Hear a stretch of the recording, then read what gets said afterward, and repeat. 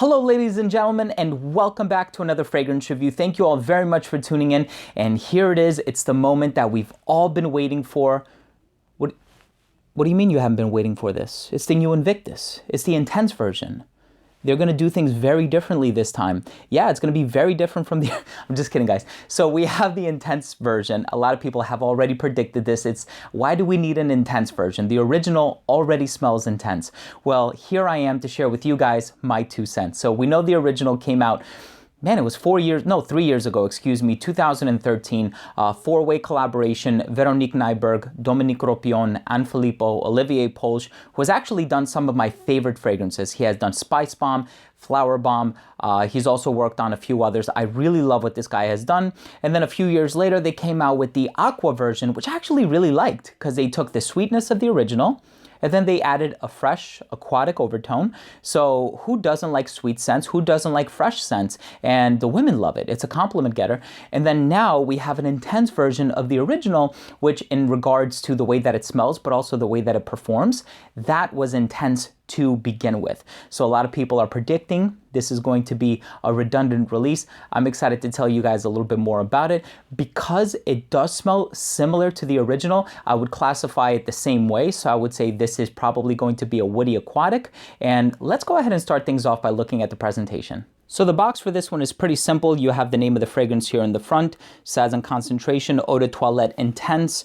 So that's really the only difference between this and the original. And then here's the bottle, really dark compared to the original, but that is actually just a tint in the bottle. The juice itself is not dark. Sticker at the bottom with your information, and then here, really nice distribution. And that was the presentation for Invictus Intense.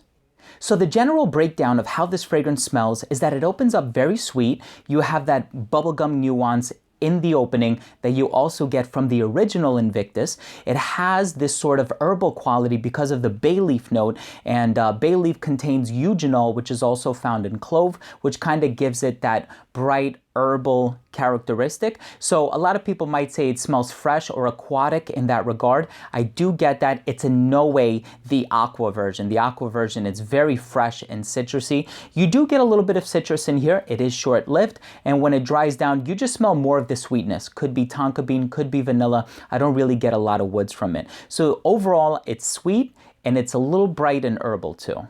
So I have a Keurig coffee maker at home, and I have one of the newer models, so it gives me the option if I want to brew an 8-ounce cup of coffee, a 10-ounce cup of coffee, so on and so forth. If the original Invictus is a 10-ounce cup of coffee, this is the 8-ounce version of that.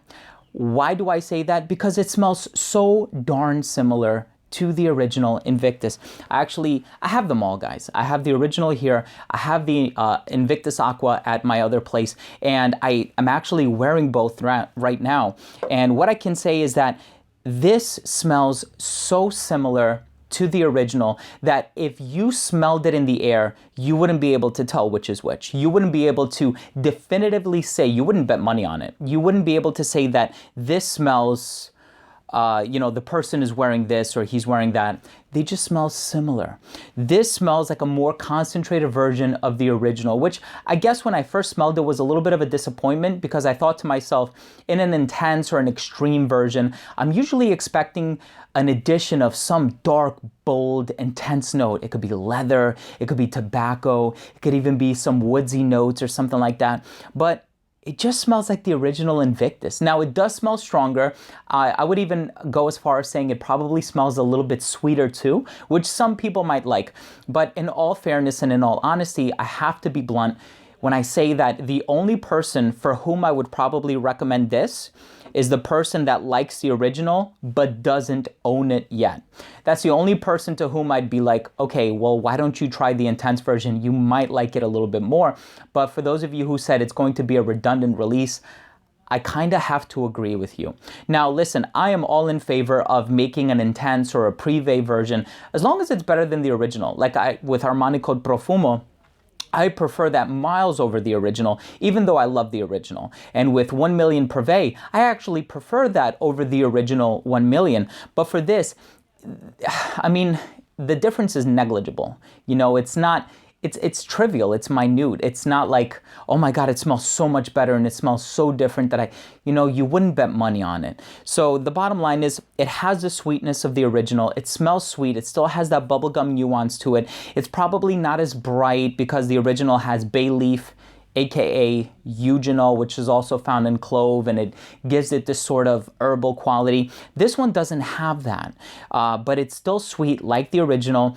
It still lasts a really long time like the original. The presentation is probably what has the most difference on it. It's actually a cool presentation. I think I actually prefer the new one over the old one. But nonetheless, I think it's a decent scent. I would just go as far as saying that I do find it to be a little bit redundant. Let's go ahead and finish things off by taking a look at the rating. So first off, in terms of uniqueness, it's not a unique scent. If you know this, if you know 1 million, if you know any of these scents like Azzaro Wanted and Diesel Bad, then you know what this is going to smell like. So for that, in that regard, it's not really a unique scent, but the overall smell is very pleasant. My wife loves it. I had a few family members smell it. They all loved it. So it is a good smell, and they know what they're doing when they have these controlled studies and they bring in people and they say, well, which smell do you like better, this or that? I mean, of course they're going to vote in favor of this because it's pleasant. It's a really good smell.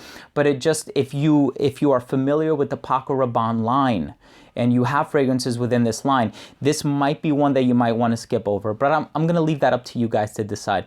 Longevity is killer. You're going to get 8+ hours. Projection jumps up off your skin for a couple hours, settles down into a skin scent up until maybe the 6th or 7th hour of application, which is really good. And then versatility on this one is also really good. Just because it is an intense version doesn't mean you want to keep it to nighttime. Doesn't mean you want to keep it to winter time. You can still wear this all year round. Just go easy on the sprays. Don't be as liberal. Anybody of any age, anybody of any sex can wear this, even though because of the sweetness, it might lean a little bit younger, but if it's your thing, I would say go for it. And presentation, I prefer it over the original, but I still think the whole trophy thing is a little bit tacky.